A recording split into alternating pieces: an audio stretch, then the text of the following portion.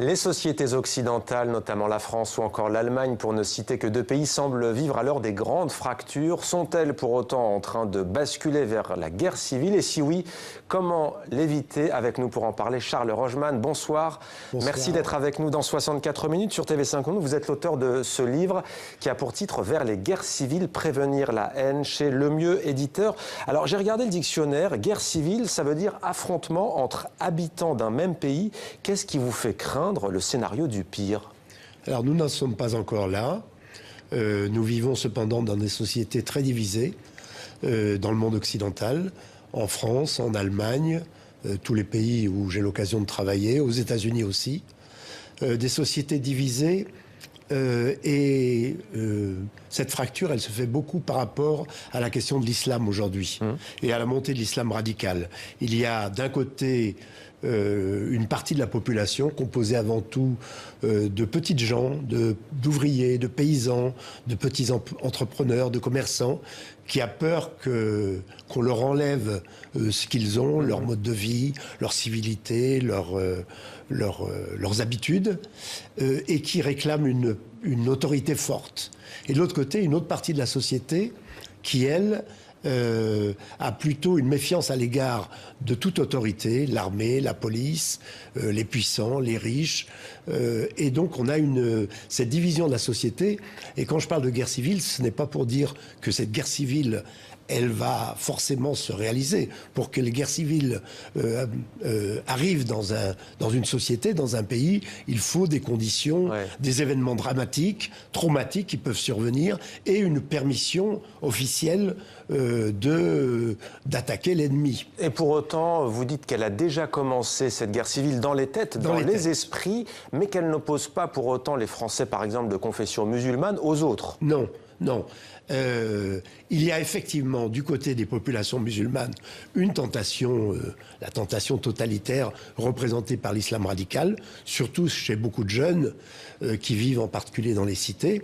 Et donc par rapport à ça, il y a vraiment cette division de la société qui n'oppose pas musulmans et non musulmans, mais qui oppose ces deux parties de la société qui cherchent d'un côté la protection d'une autorité forte et de l'autre côté qui ont une méfiance à l'égard de l'autorité ou qui sont protégés, je dirais, des aléas de la mondialisation.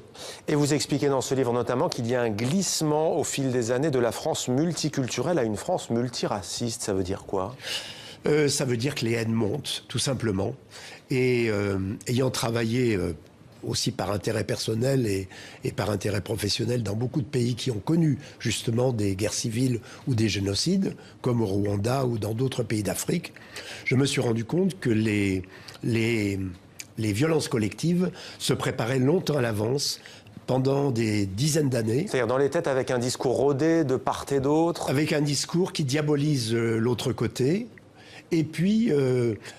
sans débat conflictuel d'ailleurs. Sans débat conflictuel, c'est pour cela d'ailleurs que j'organise justement ces débats conflictuels entre des gens qui souffrent et qui veulent que le monde change, mais qui ont des idéologies totalement opposées et antagonistes. Et d'ailleurs, dès le début du livre, c'est assez fascinant, vous qui êtes promoteur de ce qu'on appelle la thérapie sociale, ça se passe à Dresde, en Allemagne, vous avez tenté une expérience a priori pour le commun des mortels, assez improbable. Racontez-nous. J'en ai tenté plusieurs et puis je continue et je forme des gens à ces méthodes-là. J'ai un institut qui forme des gens et donc à Dresde en particulier, mais dans d'autres endroits. Mais donc à Dresde, j'ai mis ensemble des groupes de gens qui étaient plus ou moins des adhérents de mouvements d'extrême droite, Pegida par exemple, très hostiles à ce qu'ils appellent l'islamisation de l'Occident. Et donc à l'accueil des migrants notamment. Et donc à l'accueil des migrants, et d'autre part ce qu'on appelle en Allemagne « welcome refugees », c'est-à-dire des gens qui font partie du mouvement antiraciste et qui sont très favorables à l'accueil de ces migrants. Et donc, en les mettant ensemble... Et contrairement aux manifestations, ça n'a pas dégénéré. Non, ça n'a pas du tout dégénéré. Et au contraire, les gens ont eu beaucoup de plaisir à se parler, y compris de façon conflictuelle, bien sûr, y compris de façon agressive. Alors, on ne met pas les gens comme ça ensemble, sans préparation. Il y a un processus, c'est tout un un travail, on met d'abord les gens en confiance pour qu'ils apprennent à se connaître, mais ça peut se faire d'ailleurs très vite. Et petit à petit, ce qui est extraordinaire, c'est que lorsqu'il s'agit de gens qui ne sont pas des militants, c'est-à-dire de gens qui ne profitent pas de la situation parce qu'ils font partie de cadres d'un parti politique, idéologiquement, mais ce sont des gens qui souffrent, qui vivent dans des quartiers, par exemple, et qui souffrent. Qui sont confrontés et qui peuvent évoluer donc, avec ce travail. Et qui évoluent parce qu'ils apprennent quelque chose les uns des autres, parce que, on dit toujours, les peurs sont irrationnelles. Les peurs ne sont pas toujours irrationnelles. Il y a des dangers réels. Et donc, les gens, en apprenant quelque chose les uns des autres, deviennent plus conscients de la réalité.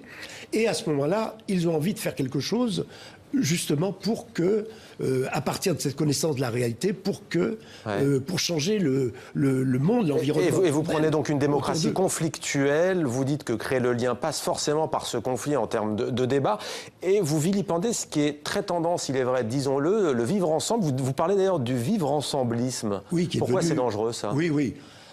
Moi-même, j'avais écrit il y a très longtemps, 25 ans à peu près, parce que je travaillais dans les quartiers de banlieue, j'avais écrit un livre qui s'appelait « Savoir vivre ensemble » pour dire que ça s'apprenait à vivre ensemble. C'est-à-dire vivre ensemble, c'est pas quelque chose d'évident. Parce que les êtres humains ne sont pas tous rationnels. Il y a parmi les êtres humains, parmi nous tous, il y a des gens qui vont mal, des gens qui sont fous, des gens qui sont mauvais, des gens qui sont agressifs, violents, et tout ça fait partie de la commune humanité. Et donc le vivre ensemble, je disais, savoir vivre ensemble, ça doit s'apprendre, on doit se former, et en particulier se former au conflit. Mais le mot vivre ensemble est devenu une tarte à la crème, est devenue une banalité, et on parle de vivre ensemble pour dénier les véritables problèmes qui existent dans la cohabitation des populations et des groupes. Merci beaucoup Charles Rogeman. Vers les guerres civiles, prévenir la haine, c'est chez Lemieux Éditeur. Merci d'être venu sur notre plateau.